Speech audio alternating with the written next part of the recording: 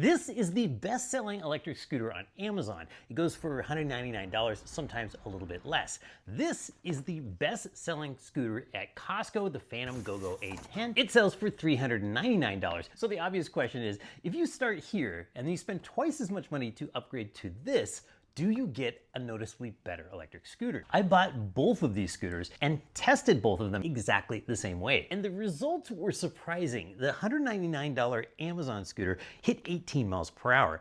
The $399 Costco scooter was actually slower at a measured top speed of 15.3 miles per hour. But let's look at range. Do you get dramatically more on the Costco scooter? The spec says 28 miles, but we know that's eco mode and nobody really rides like that. So let's find out how far it really goes. When I tested them both on the same electric scooter guide range test course, I got 12.1 miles on the Amazon scooter, and the Costco Phantom Go-Go A10 went 14.2 miles. This one goes further, but we're really looking at 2.1 extra miles. A big part of what I'm going to talk about in this video is about the wow factor. And we're going to talk about how to make sure that you get that when you upgrade from one scooter to another, because in this example, a 20% range increase isn't something that makes you feel like you've moved into a whole other class of scooter. And hill climbing was basically the same story. The $399 best-selling Costco scooter was quicker up the electric scooter guide test hill than the $199 best-selling Amazon scooter, but not by that much. The Amazon scooter averaged 4.3 miles per hour up the test hill, where the Costco scooter averaged 4.9 miles per hour. Again, technically quicker, but not a night and day upgrade. But there's one difference you will definitely feel. The Amazon scooter weighs 26.1 pounds, which is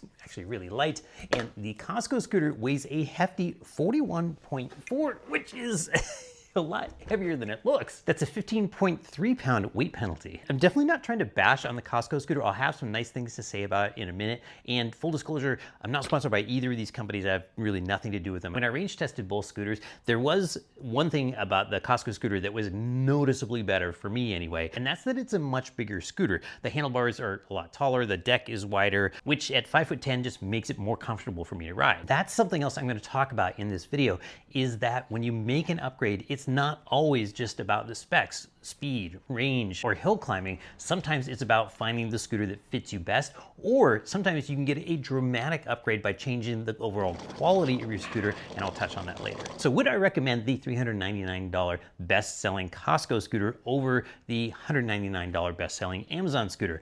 Not necessarily. The bigger size is nice, but the performance boost just isn't noticeable enough, and I'd feel like I wasted my money buying a bigger version of basically the same thing I already had. This video is about finding out how big of an upgrade you need to make in terms of speed, range, and power to bring the wow factor, and not just be marginally better than the scooter you already had. Let's start with everybody's favorite, top speed. Top speed has a really easy rule of thumb to remember when it comes to upgrading. Do it 10 miles per hour at a time. No matter what your speed is, bumping it 10 miles per hour is something you're gonna really feel. If you got 15 miles per hour, go for 25. And the same holds true for 25 to 35 and 35 to 45. But there is a practical limit when you start getting up into the 35 and 45 mile per hour range, and that is that you can't always use all of that speed. Your range is gonna plummet when you get over 25 miles per hour. Legally, it's difficult to use without getting in trouble. And 3 is just safety. There aren't that many places where it's really safe to ride at sustained speeds of higher than 25, 35 miles an hour. Even if you're not planning on riding super fast all the time,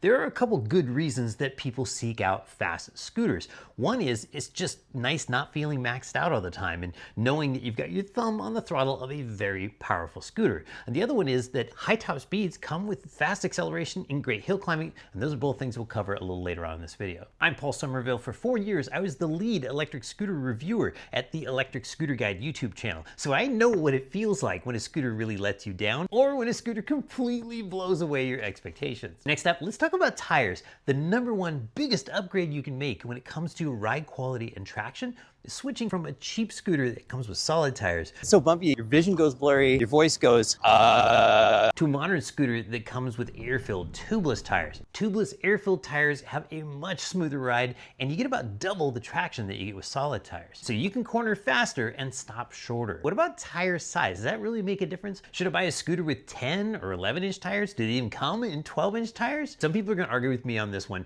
but here's my experience after testing 200 scooters. Switching from 8-inch tires to 10-inch tires is a big and noticeable difference. Switching from 10-inch tires to 11-inch tires isn't that noticeable, and most of that difference comes from the fact that 11-inch tires are usually a lot wider than the 10-inch tires. And then there are some scooters that have 12-inch tires, like the Segway Ninebot ZT3 Pro, but that's an off-road scooter. And I feel like there's an advantage there if you're really gonna be riding off-road a lot, but there's also a cost, and that's portability, because scooters with 12-inch tires don't generally fit in the trunk of the car without folding the back seat down. So the cool thing about tire upgrades are that unlike all the other upgrades I'm talking about in this video where you have to buy a new scooter, a tire upgrade is something that you can do on most scooters. If you get a scooter with solid tires, you're generally stuck with solid tires because there isn't even a hole in the wheel for the air stem to pass through, and the wheels are just designed differently for solid tires.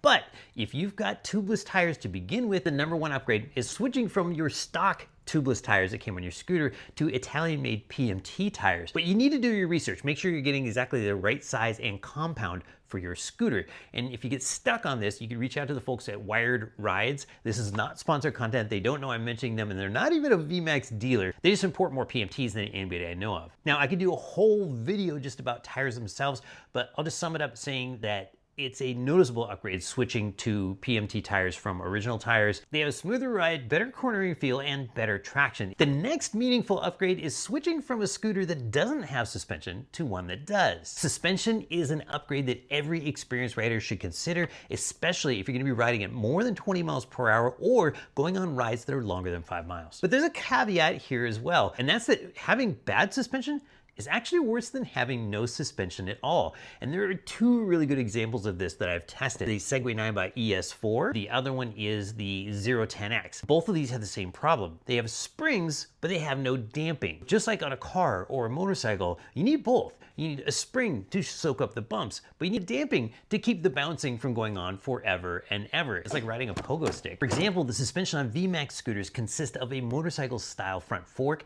that's got springs and oil damping, and then out back, we've got elastomeric suspension, which is rubber that acts like a spring and a damper in one. So it really is a meaningful upgrade to go from a scooter that doesn't have suspension to one that does, but just make sure if you make that jump that you get quality suspension. Otherwise, you're paying for something that's just gonna make your scooter worse. Next up, the most complicated subject, and that's power. Why do we want power in the first place? There are 2 main reasons. One is acceleration, and the other one is hill climbing. More power means you get up to speed faster, and then when you hit a steep hill, it doesn't feel like your scooter is just like a toy that's winding down all the way up the hill and you're wondering if you're even gonna make it to the top. But scooter power is really difficult to judge from the specs, and the reason for that is most scooters have 2 specs for power. One is nominal power, and the other one is peak power. This is a hot take, but nominal power means absolutely nothing.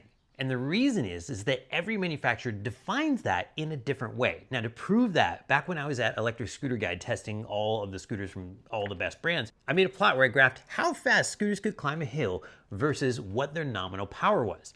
And there was almost no correlation whatsoever. The big power didn't necessarily mean a faster time up the hill. The number you want to look at is the peak power the scooter makes, and that's the one you're really going to feel when you're climbing a hill or accelerating away from a stop sign. The great thing about peak power is everybody agrees on how you calculate it. You take your peak voltage when your battery is fully charged and multiply that by the maximum amount of current that your controller can push, and that's your peak power. For example, the 34 mile per hour VMAX VX2 hub makes 1900 watts of peak power, and you get that by multiplying its peak voltage of 54.2 volts times the controller amps of 35 amps. It is an absolute ton of power from a single motor scooter, and it's a lot of fun to ride. So even if a scooter company doesn't publish the peak power spec, if you can find out the peak volts, and you usually see that marked on the charger, and if you can find out how many amps the controller can push, multiply those 2 together, and that's your true peak power for that scooter. So how much peak power do you need to upgrade in order to really feel a difference? Well, in all the testing that I did at Electric Scooter Guide, what I found was that to really feel it, you need to double your peak power. So if you have a scooter with a peak power of 500 watts, you need to go for 1,000. If you've got 1,000 watts, and go for 2,000. It's a lot like the way that audio amplifiers work. Scooters at any power level can really be a lot of fun, but if you want to feel the wow factor when you upgrade, the rule of thumb is you got to double the power. The final upgrade I'm going to talk about is range, because as you become a more experienced rider, you tend to ride longer distances, and nothing ruins a fun ride more than the anxiety of wondering if you're going to run out of battery before you get to your destination. So how big of a range upgrade is enough to where you're going to feel it when you're out riding? Well, first I need to talk about how range is specified.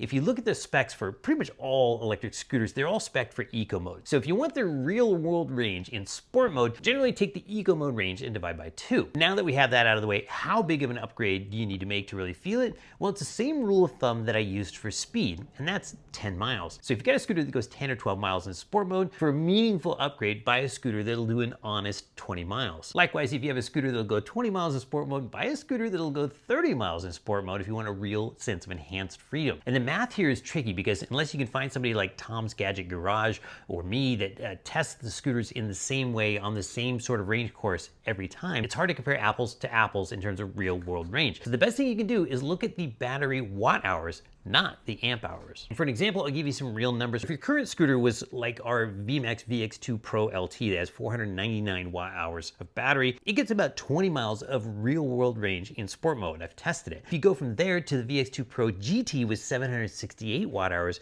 you get about 30 miles of range. So it makes sense. You're getting 50% more miles and you've got 50% more battery. But do keep in mind, if you're also bumping up speed at the same time, you're gonna bump up the watt hours a little bit more to make up for the fact that faster scooters use more battery per mile. So when you're choosing your next scooter, bump it up 10 miles of real world range, or if you're looking at the range spec in eco mode, you're gonna bump that up by 20 miles to really feel the difference. So that covers what sort of things you can upgrade, but let's talk about when you should upgrade. And the number one rule is don't just upgrade because a new scooter came out. Upgrade because your skills have leveled up. Another is that maybe you now have a longer commute, or you find yourself enjoying longer rides, you just need the range. Or maybe now that you're going on longer adventures, you're encountering steeper hills, and you just need that hill climbing power. Ultimately, it's pretty clear. When you're regularly bumping into the limits of your current scooter, it's time to start thinking about the next one. Before I wrap this up, I want to talk about what really counts as an upgrade. Upgrades don't always have to be performance related, and they doesn't always mean jumping to a bigger category of electric scooter. There's an old expression, horses for courses. You know, there are last mile scooters, commuter scooters, hyper scooters, off-road scooters. So bigger isn't always better. And sometimes you can get that wow factor without increasing either your speed or your range. The best example here would be switching from any scooter that has solid tires to any scooter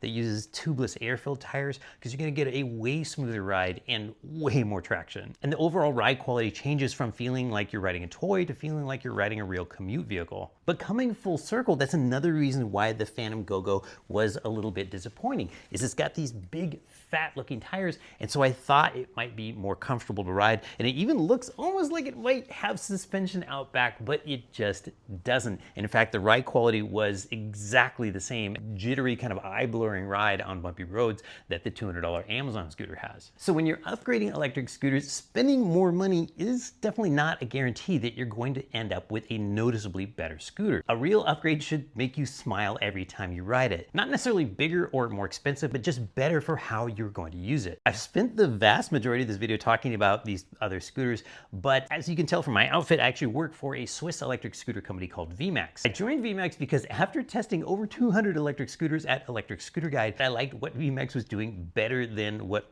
basically all the other electric scooter companies were doing. So I hope you'll consider VMAX when you're looking at your next upgrade. Only you will know when the time is really right for you to make a change, but I hope this video has helped you figure out how big of a jump you need to make in order to feel like you really got your money's worth. I'm Paul Somerville from VMAX. Ride safe, and don't forget to wear a helmet.